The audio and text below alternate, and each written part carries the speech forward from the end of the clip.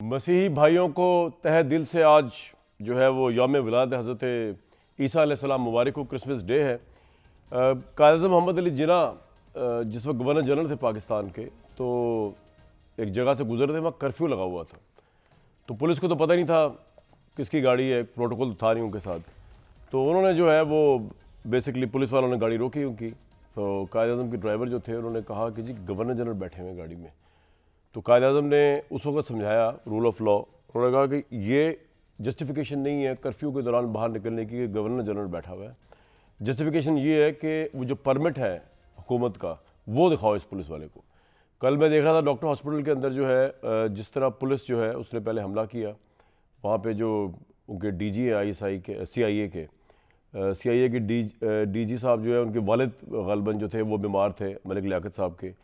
तो अब वो उनको लगा ऐसा डीआईजी साहब को कि उनके वालिद की सही तीमारदारी नहीं हो रही।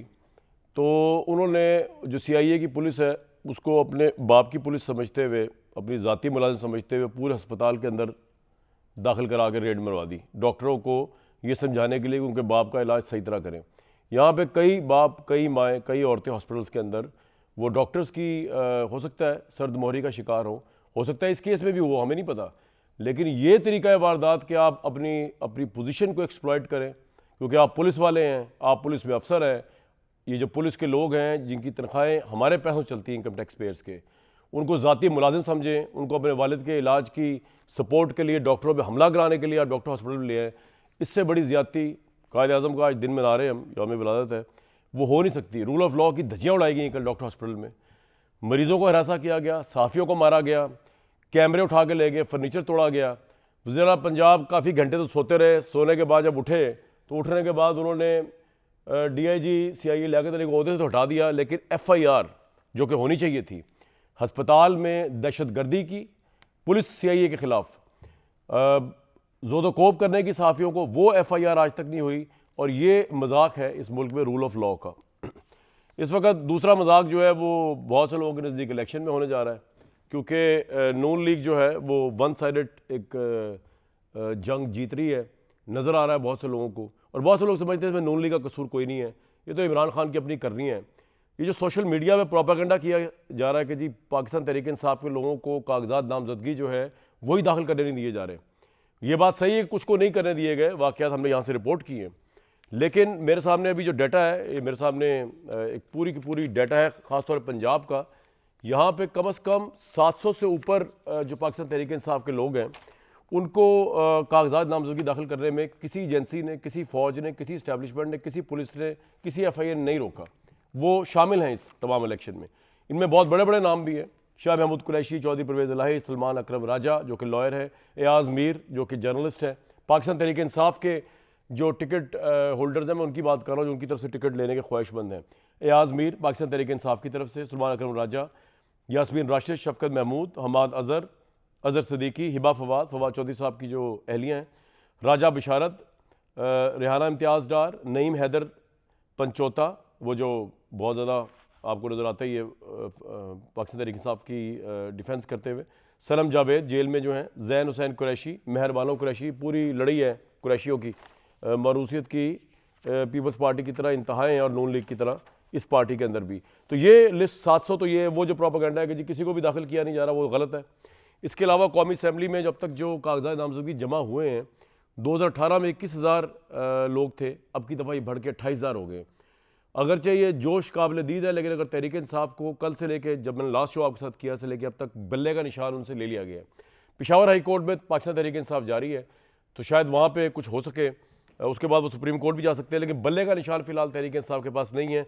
किस तरह वो इलेक्शन जीतेगी या जीत पाएगी, क्योंकि पाकिस्तान जैसे माशरे जहाँ तालीम इतनी ज़्यादा नहीं है, वहाँ बल्ले का निशान या किसी पार्टी का इंतखाबी निशान ले लेना वो लोगों को कन्फ्यूज़ कर देता है। तो देखते हैं अवाम इस पर किस रिएक्ट करते हैं। अगर यही फैसला इलेक्शन कमीशन का जो है वो स्टे करता है आखिरी वक्त तक, पिछले इंतखाबात के मुकाबले में 33% ज़्यादा इजाफा यहाँ हम देख रहे हैं।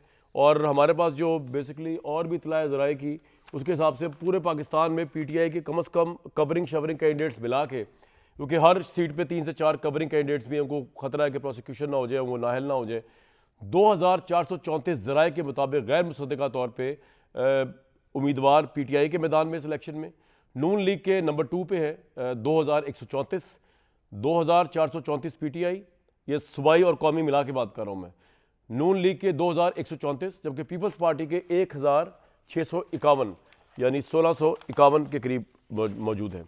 इलेक्शन बस अब हुआ चाहते हैं, और इस इलेक्शन के अंदर इमरान खान साहब को अगरचे ज़मानत मिल गई और शाह महमूद कुरैशी साहब तो बाहर भी आ गए, लेकिन इमरान साहब इसलिए बाहर नहीं आ सके, साइफर केस में ज़मानत होने के बावजूद उन पर दीगर काफ़ी केसेस चल रहे हैं।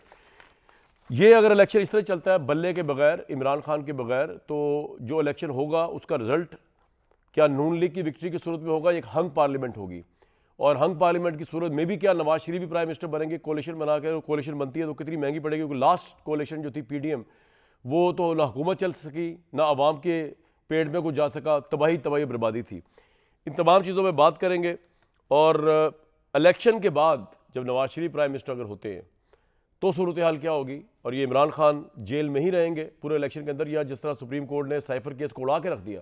अगर आप उनकी फाइंडिंग्स पढ़ें सुप्रीम कोर्ट की, तो उन्होंने तो कहा ये केस ही नहीं है, ना इससे कोई बैरून मुल्क ताल्लुकात ख़राब हुए पाकिस्तान के बकौल सुप्रीम कोर्ट के, और ना वो प्रोसिक्यूशन साबित कर सकी, तो ये केस तो उनके हिसाब से है ही फारिग ही हो गया। तो इस कॉन्टेक्स्ट में ये सारा सिचुएशन पाकिस्तान की चल रही है, जिसके अंदर इलेक्शन होने जा रहे हैं।